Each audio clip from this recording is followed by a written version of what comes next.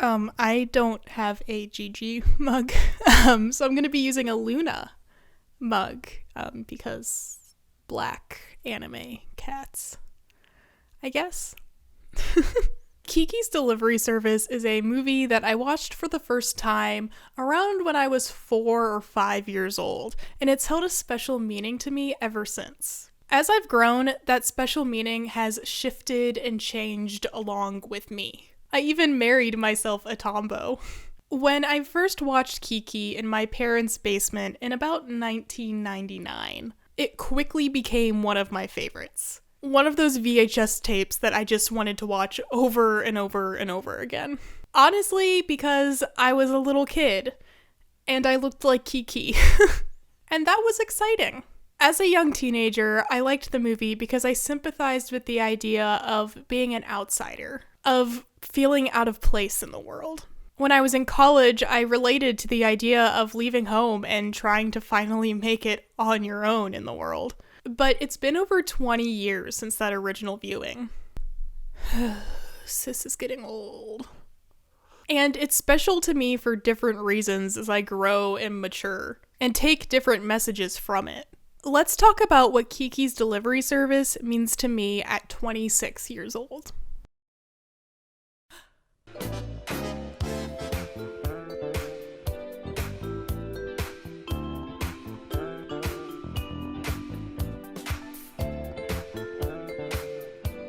And all I've got to offer is sensitivity, intelligence, and charm.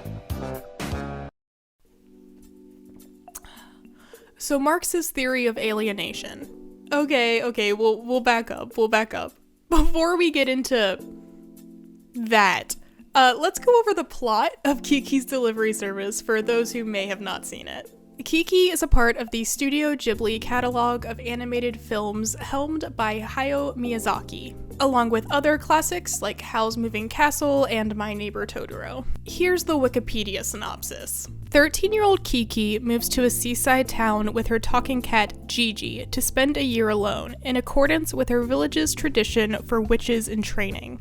After learning to control her broomstick, Kiki sets up a flying courier service in the new town and soon becomes a fixture in the community. But when the insecure young witch begins questioning herself and loses her magic abilities, she must overcome her self-doubt to get her powers back.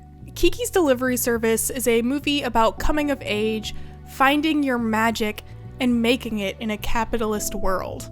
Okay, I promise the last one makes sense. To see why that last one makes sense, let's talk about the politics of the film's creator, Hayao Miyazaki.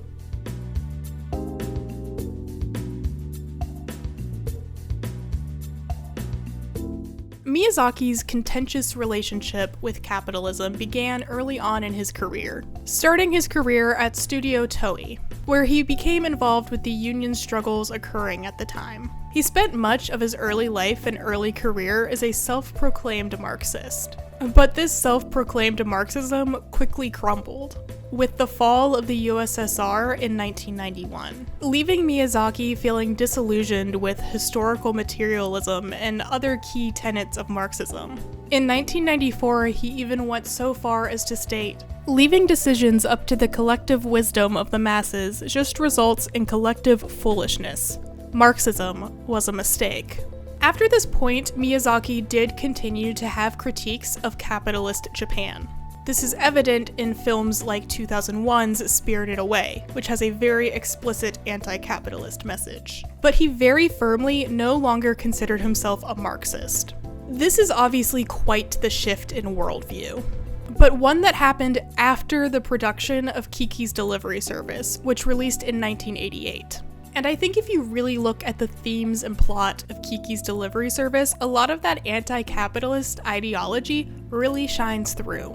Especially in its depiction of, wait for it, Marx's theory of alienation. Hey, I told you we'd get there.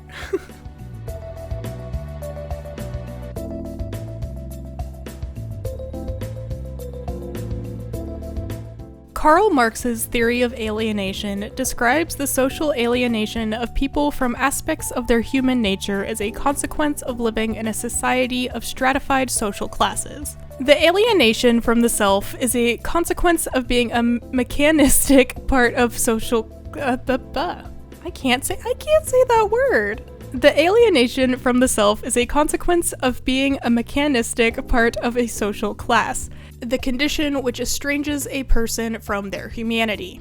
It's split into 4 different types of alienation. Alienation from the product, alienation from the act of production, alienation from Gattungswesen, species essence, and alienation from other workers. Most present in Kiki's delivery service, the animated film for children, are alienation from the act of production, alienation from Gattungswesen, spirit essence, and alienation from other workers. I'd like to take the time here to talk about these 3 types of alienation in more detail, and investigate how they can be found in my favorite movie from when I was 4 years old.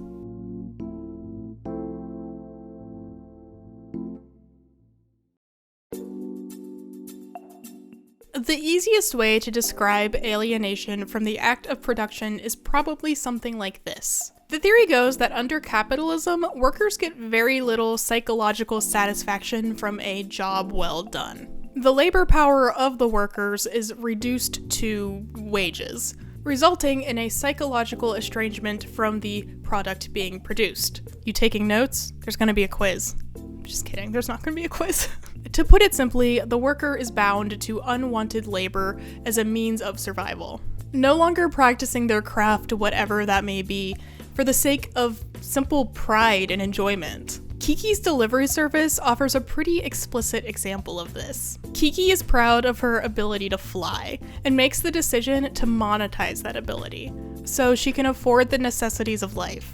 Much like an artist might choose to monetize their work so they can afford rent this month. She's no longer practicing her craft, flying in this case, because she gets fulfillment from it, but instead because it's necessary for survival. Kiki is now not in control of her own art. The labor no longer belongs to herself, but to the system forcing her to use it for profit. Any creative type who uses their work as a source of income can tell you this inevitably leads to creative burnout. Kiki losing her magic, and with it, her ability to fly. There's one character who I'd really like to shine a spotlight on here, who I feel helps Kiki push back against this alienation burnout. This is Ursula, the artist who lives in your cottagecore dream cabin in the woods and draws crows. During this period of burnout, Ursula explicitly suggests to Kiki that she may be suffering from artist block, and that Kiki needs to spend some time away to remember her purpose. Before, I could fly without giving it a thought, but now, I don't know how I did it. When that happens, all one can do is struggle through it. I draw and keep drawing. But then, if I can't fly, then I stop drawing. I take walks, look at the scenery, take naps, do nothing. Then after a while, all of a sudden, I get the urge to draw again.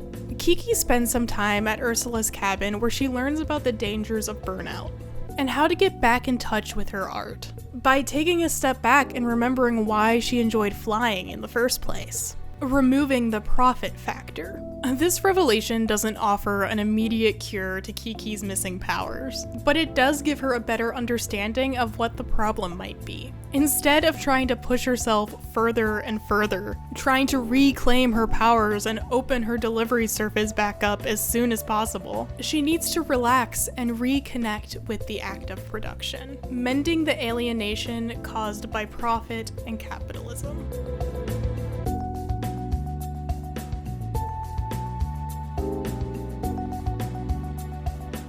Gesundheit. Okay, dad jokes aside, let's define Gattungswesen, which I'm probably saying wrong. Don't tell me.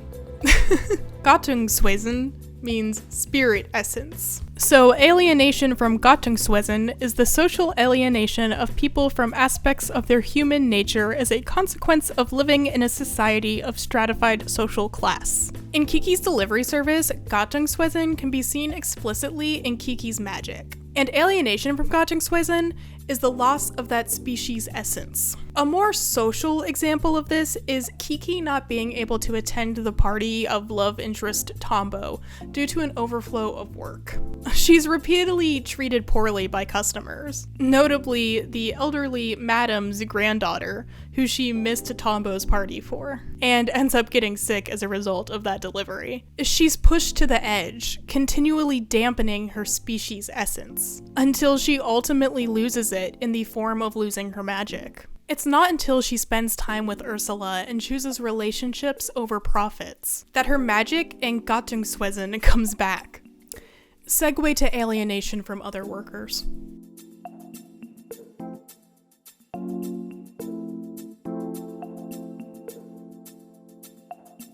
According to Marx's theory of alienation, alienation from workers in the same economic class arises when the workers are encouraged to view their fellow workers. I'm saying workers a lot. I hope I'm still making sense. They're encouraged under capitalism to view their fellow workers as competition rather than allies. For example, if you want that promotion at work, you don't want your coworker to get that promotion. This alienation is intentional and works to discourage things like unions and the like. The clearest example of this in Kiki's delivery service is near the very beginning when Kiki first leaves home and runs into another, more experienced young witch. Rather than offering her earnest advice and helping to lift Kiki up, the other witch clearly views Kiki as competition and belittles her, making sure she knows her place as a newcomer to the adult world. Well, are you a newcomer? She says with a sneer before even saying hello. These two young ladies should be on the same team as members of the same economic and social class, but the competition encouraged by capitalism has prevented this. Hence, alienation from other workers. Conclusion time.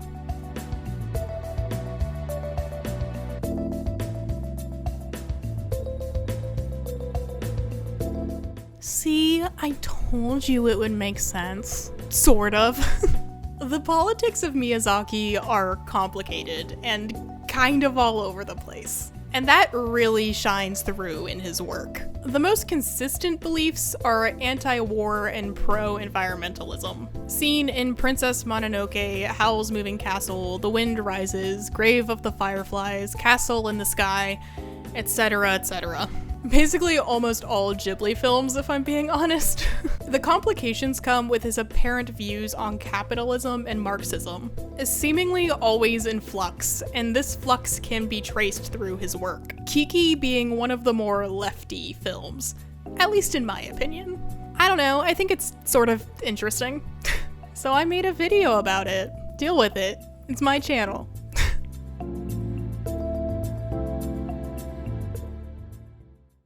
Hello friends, and welcome to the Ghibli Socialism Corner. Like I said at the top, I really love Kiki's delivery service, and its meaning has shifted a lot for me throughout the years. And I just spilt coffee on myself. Lovely.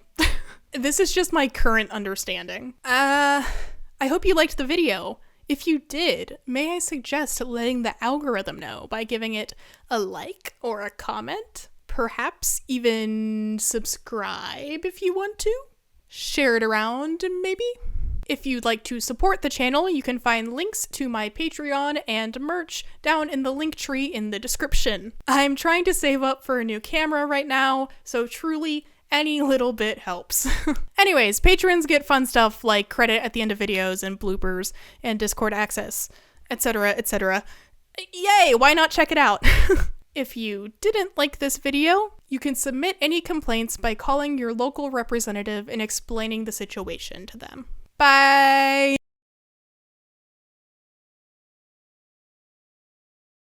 Kiki is proud of her ability to fly and makes the decision— oh my god.